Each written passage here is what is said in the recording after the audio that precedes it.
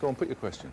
So, given that the problems of the Labour leadership didn't start on May the 7th, why did none of you have the courage to stand against Gordon Brown before his coronation as Prime Minister, or, given the problems when he was Prime Minister, have the courage to stand against him when he was Prime Minister? Well, I think one for you, David Miliband, straight off. I didn't stand in 2007 because I wasn't ready to be Prime Minister in 2007. But the Labour Party's got a very fundamental choice here. If it believes that simply changing the leader and not changing anything else is going to get us back into power or help us change the country, we're going to make a grave mistake. We lost because we no longer represented for too many people their aspirations for fairness, both those in the middle and at the bottom, and we lost that critical ingredient of being the party of change and reform in the future. And we've got to get to grips with those issues, including the way we do politics. Just changing the leader is not enough. Ed Miliband, is it true you begged your brother not to stand?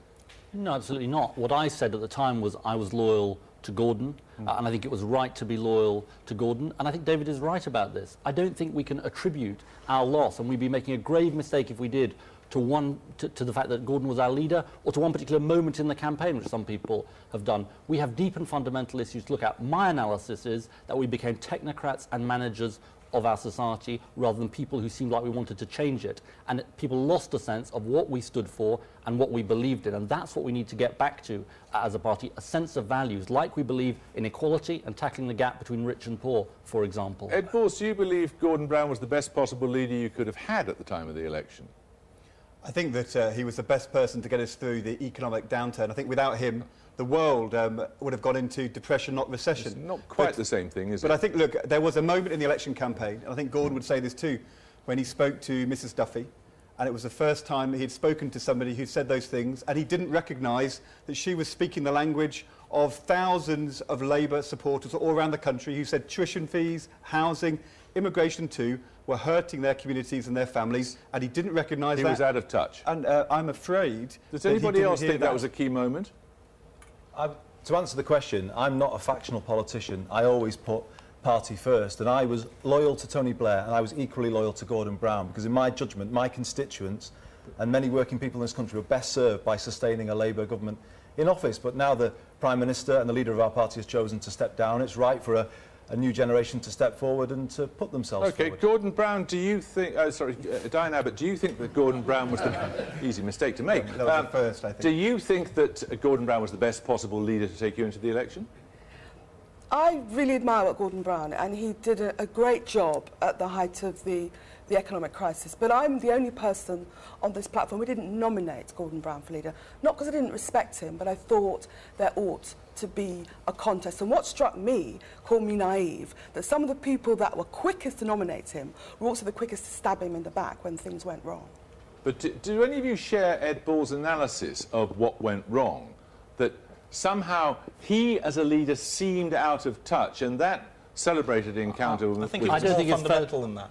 I think it's much more fundamental than that, because after 2006, we all said we had to renew the party from Gordon downwards. But actually, we didn't open up the shutters. It was too closed. We didn't change the way we did politics. There was too much of the negative briefing, too much of the closed party that wasn't engaging with our communities. But above all, we no longer commanded people's confidence that we understood how to shape the future for them, and that was issues like immigration, housing, but also those fundamental issues of living standards, tax, spending, interest rates that are so important for people. Your brother wants to get in. James, let me make the obvious point. We share collective responsibility because we were part of that cabinet. But the question then is, who can best turn the page? Who is the most credible candidate of change in this election?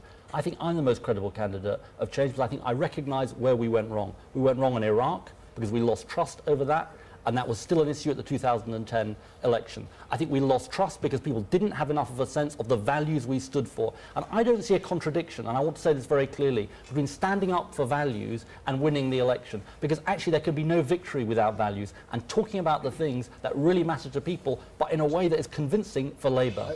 Can I just say, I think it's more fundamental than David just said. I think Tony Blair, way back when, was right to position Labour as pro-business, and we should never move from that. But over time, it looks sometimes like we were putting big business before people. And some people, in wanting to look pro-business, position themselves as anti-union. And I think because of some of those things, it looked like when the recession hit, we weren't there side by side with ordinary people. Can I and I think that is part of where we lost the sense that we were on the side of people. You've had a quick crack at this, all of you. Are you persuaded by any of this? They all seem quite credible in their answers, but ultimately the question was, why didn't any of you really stand against him? And it's not about 2007. The writing was on the wall in 2008 and 2009. You still had a chance to stand up and fight. It feels like you all said, OK, we're going to swallow a hit on the election and then we'll go for it. But I didn't stand against him because I supported him. And I think it was right that we were loyal to the leader through the most searing events the world has seen in the last century. But that's very interesting, because all the polling evidence of you candidates suggests that you're the least appealing to the public. And why do you think that is? I mean, perhaps your closeness to Gordon Brown is part of the problem. I don't think that's what the polling evidence says at all. When you look at the actual polling, it shows that none of us yet are very well known, and they need to know who are the people who can make tough decisions, who are the team players, who are the people who speak the language of Mrs Duffy and people like her around the country. It's very early days, but the reality was Gordon was a leader who got through some difficult times. To be honest, in the leadership election, in the general election, David Cameron didn't really strike a chord with the public either, which is why he went down in the polls. In the end, Gordon couldn't persuade people. He was the right person to go to the next stage for the future. That's why we lost, because I'm afraid we looked out of touch. You're busting to get in, Diana. Well, I mean, it's strange that the only non-New Labour minister on the platform is sticking up for Gordon Brown. But I don't think it's entirely fair to say he would never have heard anybody like Mrs Duffy before. We've all heard Mrs Duffy. I've been MP for 23 years and I've heard the Mrs Duffys. And on the question of immigration, let me just say this. You will hear from people on the doorstep about immigration. I hear from people about immigration. But the idea that immigration lost us the election takes us nowhere, I think, as a party. I think people spoke about immigration as a proxy for issues like housing and lack of jobs. That's right. I think his point was slightly different, that he seemed out of touch in the way he dealt with it. Well, I think that I am in the top 10 of MPs that write letters about immigration. I know all about the system and the problems, and I think we did a lot to improve the system. I honestly say, Jeremy, it is an illusion for us to think that one moment with Mrs Duffy lost us the election. Do you think that would be a profound mistake for us. Do you think immigration damaged you in the election? I think people did raise immigration on the doorstep, but I actually think the underlying issues that we need to address on immigration are to do with housing and jobs and how people find their lives. Because the truth is that there is a grotesque explanation from the BNP, which is that all of the problems people find in their lives are to do with immigration, but that is an explanation we should reject, and we should address the underlying issues that people see about them. It was the biggest issue, and if we don't look like we're acknowledging that now, then it looked like we wouldn't have listened to what people were saying. But I don't really believe because it was people are racist or they didn't want people to come in. We benefited, British people have benefited from free movement of labour by working overseas in Europe when times were tough here. What we didn't do, in a more insecure world where people are moving around Europe to work, we didn't give people more protection, such as the agency workers regulations that we could have brought in. And that would have been the right thing for Labour to do, to both embrace free movement but protect workers in a changing world. And that was our mistake. Voice about access to benefits, for example? I think that was an issue too. And I think the issue about people sending benefits home was an issue on the doorstep. If we don't acknowledge that, then we're not going to respond.